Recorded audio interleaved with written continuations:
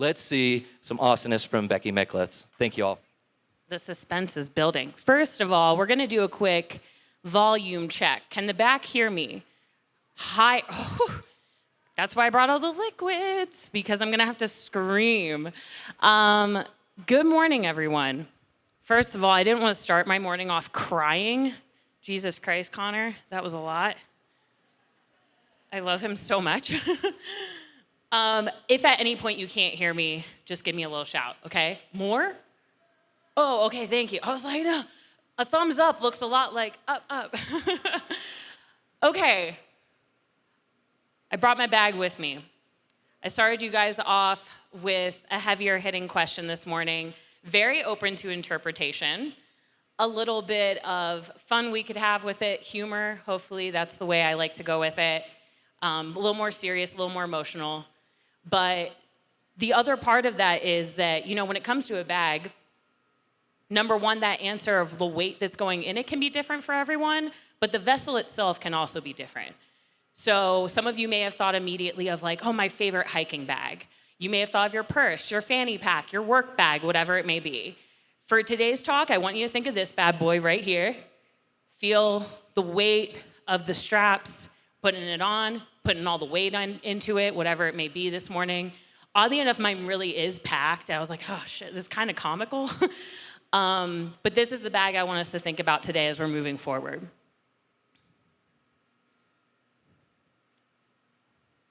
Oh, also, yes, with the technical difficulties, I did a lot of animations that might go a little dramatically slow for us. So bear with it. It's loading up. But what I was going to say is with these bags, I want us to think of the day-to-day, what we are carrying with us. We have the good, we have the bad, we have the non-negotiables, we have the unintentional, and then hopefully we have some fun thrown into it too. So these are things like our friends and family, our hobbies, our work, social media, the news. All of these things are constantly entering your bag, whether you like it or not. Sometimes, some shitty stuff sneaks into there that we didn't ask for, but it all carries different weight. Some of it's heavier than others. And the good and bad weight are both equally important, right?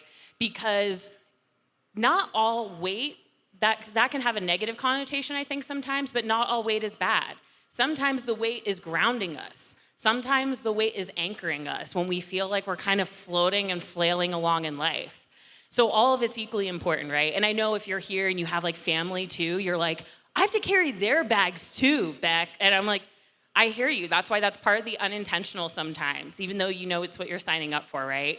But I think of my mom, honestly, when we would go to Disney, she would never ride the roller coasters with us, and she'd carry everyone's bag like a pack mule while we waited. Shout out, Mom. But again, she knew what she was signing up for, but not fully. But obviously, as these bags get heavier, as we add more weight to them, it requires more energy. It requires more strength in moving forward. And our energy is, in fact, your most expensive currency. So now I'm going to hit you with the second hard-hitting question of the day. How are you spending it? How are you spending that energy? Who are you letting spend the energy too? Because that's the type of stuff that we can't get back in the process. And as an entrepreneur, that's going to bother me as a designer. I'll just lay in front of the bottom bar. As a serial entrepreneur, my journey with what was in my bag, I was carrying multiple ones. I was carrying everything all at once because besides being an entrepreneur, I am stubborn as hell, and I'm an independent woman who don't need no man, and that's how I was raised. Oh, I don't know if we should applaud that. We'll get into why. But no, I was very self-sufficient to a fault. And that's kind of what I'll dive into in what was in my own bag during this time. So I'm from Pennsylvania. I went out to California to pursue dreams of working in the music industry, not as a musician. Dear God, don't make me do anything like sing or anything right now, but marketing, graphic design, you name it. And in that process, I'm living the life in LA, but not all that glitters is gold. This is true. And my bag started to get, oh no, my bag started to fill up with the bad stuff. There we go. it started to fill with the bad stuff. It started to fill with the things that were becoming part of my daily life, some of that very unintentional. But, you know, I'm a young 20-some-year-old, bright-eyed, bushy-tailed, and I am getting carried down by the weight in this bag so bad. I am drinking more, which highly recommend not having alcohol as your only caloric intake. But again, I am young and poor, and that is what I was surrounded with in that environment. It was working 9 to 5, going out and schmoozing and networking at concerts, rinse and repeat, do it all over again every single day. So I really had a reality check of like, what am I putting in here and what do I need to take out right now? Because it's not aligning with me. It's not aligning with like who I am as a person.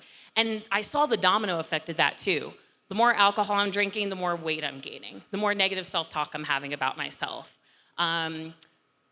Then just the normal entrepreneurial stuff of imposter syndrome. I think somebody touched upon that a little bit in the 30-second pitches. Everything got really heavy, really, really quick. And also in part of this process with it, and this time in my life, I very much worked with the work ethic that unless something was really hard and drained me, it didn't matter somehow, which is, spoiler, not it. Like, don't do that. This is a lot of like, don't do what I did kind of thing. I thought that the independence and the resiliency that often gets labeled as being very courageous or strong, it wasn't in that moment. Again, this is where the weight kind of fluctuated in my bag and was shuffling around. And it became more like a Nature Valley bar at the bottom, all crumbly. We all have been there. We probably still all have the crumbs in from 2020 or something. But it forced me to really check in with myself of like, what the hell matters? What am I doing this for? And so during this time, my business was doing very well, actually. That was the good part of the weight in my bag. It was doing well, but it was doing too well because, and don't worry, I'll read it for all of you in the back. I came home the one day, first tax season as an entrepreneur. What up? Who loves it? And I had a letter like this from the IRS. Hey, Becky, congrats on your first year of business. While you were successful, we would like to inform you that you, in fact, had no idea what you were doing and therefore owe us approximately $16,000. Okay, thanks. XOXO, your buds at the IRS. And again, 20-something-year-old Becky was in full panic mode. 20-something-year-old Becky who was stubborn, not asking for help, all those things. Suddenly, everything became my Achilles heel, right? And I go into panic mode. I'm like, what do I do? I'm not going to tell anyone because then they'll know I suck at business. But the truth of the matter was I didn't know about finances, and I was way too scared to admit that at the time. Did find out about payment plans, don't worry. But in this moment of panic, I moved out of my place because, funny enough, you need money to pay rent. And I'm in panic mode that I have no money. I actually have negative $16,000. So I sell everything that I own, and I move into my very spacious mid-size SUV, Honda CR-V. Happy Honda days, everyone. And it's like 2011 model, so not the smallest, but not the biggest, and definitely not good to be in for about 3 months. Also during this time, though, nobody in my life knew that I was doing this. I was living in my car, going to work, after a show, sleeping in a car. Are you kidding me? And I'm hungover.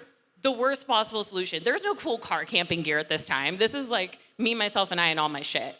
And you know, I'm doing this. I'm showering at the 24-hour fitness, and that was my life for about 3 months.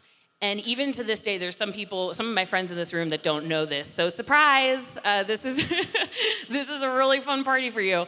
And my parents are gonna watch this and they're gonna murder me. So, but no, it really was, again, like one of those wake up calls of like, what am I letting define me? And I don't want this to be all doom and gloom, but you know, obviously what happened from this was burnout. Who's experienced burnout? Who's experiencing it right now? Well, maybe not right now, hopefully you're having some fun, but okay, we got a few. Oddly enough, people I work with, that's not good. But burnout is defined by a syndrome conceptualized as resulting from chronic workplace stress that has not been successfully managed. And what I want to point out in this is that those words, has not been successfully managed, meaning it can in fact be managed. So again, this is where the checking in with yourself is super important. And how we're spending this energy, what we're putting into our bag. It's all working together, right? So I want us to think about it this way too, because obviously we live in a very digital time. I do social media basically full time and content creation alongside branding, AKA we don't sleep, baby. And I'm not saying that in a prideful way. It's an industry that does not sleep, and that's the world we've created to some degree. But how many of you let your phone get down to 1% on a daily basis, maybe weekly basis? A couple? Ooh, edgy. Life on the edge. Most of us don't though, or even the people who are, it's well, I have a charger in my car. Or I'll just charge it on the way to work. I have an extra battery pack, when I go camping, whatever it may be. We have other solutions. So why do we not let our precious little phone get down that low? But we do it to our own damn brains most of the time, right? And I know it's easier said than done. That's why I said there's a lot of unintentional weight that we are carrying. There's a lot of other people's shit that's getting in our bags that we are carrying. I know, I was running this talk by my brother who has 2 children. I have a dog, so. And I said to him, I was like, what's something that really annoys you that people tell you when it comes to your energy and sleep and things like that? And he's like, they tell me to just prioritize it.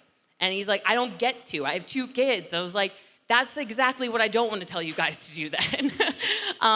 But I do want us to think about it more on a grander scale of the evergreenness of it all, right? Of the long game of how we are treating our brains versus our phone, and not the other way around.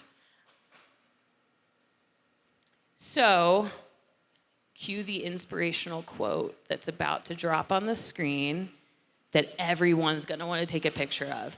Check yourself before you wreck yourself, ladies and gentlemen. That's the point. Which if you learned nothing today too, by the way, I didn't know Ice Cube's name was O'Shea Jackson Sr. So there's a fun fact. But truly, it really is that daily checking in with yourself. And I almost overcorrected in my career, so from my time living in my car, which, spoiler, yes, I set up a payment plan, was able to work my way out of that, ended up moving in with a friend after those 3 months in my car, and was able to get back on my feet and everything. But part of that became just constantly checking in with myself, constantly making sure if something wasn't aligning with me, if something was sneaking in my bag, okay, how long you staying? Because I'm an empath. I soak things up, baby. And how many people relate to that? You soak up other people's energy, yeah. And so when you're that, plus an entrepreneur, plus again, stubborn, it really just was this domino effect that was constantly happening. But I want us to have a little fun. Actually, wait, do I want us to have fun yet? I think I do. Yeah, this might, it's kind of loading nice. Okay. So, you all Play-Doh. Does anybody not have a Play-Doh? Do people need Play-Dohs? Because we have some still at the front. Brandy will be your Play-Doh bottle service.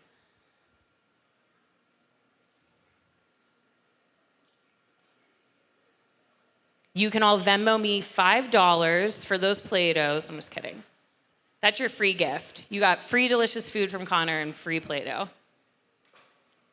So as we're getting the Play-Doh situation situated, I got certified in mental health first aid in 2019. I almost overcorrected from all my mistakes is what I kind of realize now. But in that certification, again, being an empath, I was able to, yes, learn empathy, but in a way that was, one, more manageable for me, but more importantly, I learned more tools and resources that I could give to other people to help. Because what we'll kind of go through in this exercise is how we impact each other. So first part is I want you to take out your Play-Doh and I want you to break it into 4 equal little balls. I'm about to say balls a lot and there's no other way around it. It's the most awkward thing as I was practicing. I was like, I can't call it anything else. Spheres? And now, we'll see. Come on, little guy. Well, it doesn't matter. I'll talk you through it. Now I want you to trade one of your balls with somebody else with a different color.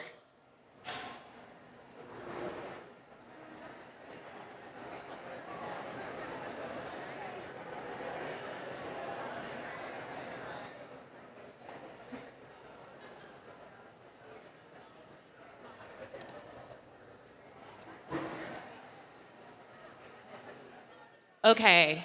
Everybody get their balls situated? No, we're still working? Okay. You've gotten your balls in a row. Now I want you to mix them all back up into your new ball. I warned you. Jim hates it. Mix it, Jim. Just do it. Just live a little. But the messaging behind this is 1 in 4 people will experience a mental illness in their lifetime. And we have all now we've made one little beautiful blob together, right?